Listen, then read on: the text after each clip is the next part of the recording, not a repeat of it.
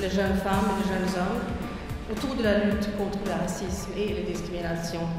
Le racisme, c'est un mélange de trois facteurs. Le premier facteur, c'est ce qu'on appelle la catégorisation. Il y a eu deux choses qui ont été rajoutées à cette catégorisation. La première chose, c'est la hiérarchisation.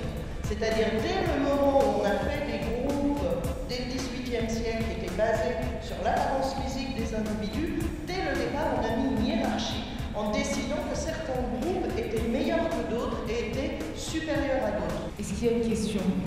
Vous venez de parler de hiérarchie, mais sur quoi l'humanité s'est-elle basée pour faire une hiérarchie ? Eh bien, sur juste les apparences physiques, ce qui est complètement délirant. Alors c'est aussi une bonne question. Je pense pas que c'est une discrimination. Donc je pense que c'est très bien comme ça. Et on peut aussi être reconnu à notre juste valeur dans notre catégorie et montrer qu'on peut faire des très belles choses. Chacun, où qu'on soit, chacun, chacune, on peut faire quelque chose, même si ça paraît tout petit, c'est quelque chose qui permet d'avancer. Et puis après, il y a évidemment les lois qui empêchent la discrimination et qui peuvent aussi nous protéger contre le racisme. C'est important de se souvenir qu'elles existent. Moi, au collège, je voulais faire une voie générale.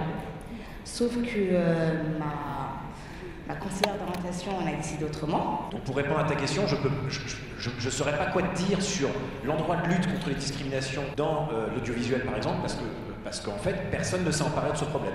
On va amener les représentants des différents ateliers qui se sont déroulés au cours de l'après-midi pour venir présenter leur liste d'engagement. On proposait d'aller dans les autres classes des établissements pour partager ce qu'on a appris lors de cette journée à l'UNESCO. Ensuite, nous avons pensé à créer une antenne associative. Dans notre groupe, on a d'abord commencé par s'interroger sur pourquoi les médias ont plus d'influence peut-être qu'une personne seule.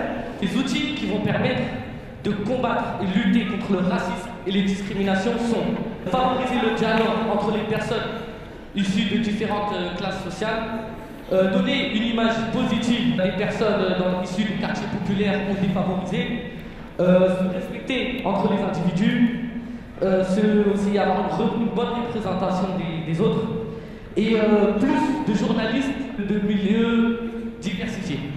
La police se rapproche, que la police et les jeunes se rapprochent en faisant en sorte, par exemple, comme il a dit, développer les interventions dans les lycées.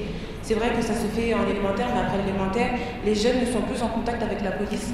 Et c'est là que les idées diffèrent et que certains pensent que la police est leurs ennemis, pourtant pas du tout. Ils ne font que leur rôle. On a été davantage ravis par votre enthousiasme, votre participation et votre engagement. Thank you very much for coming.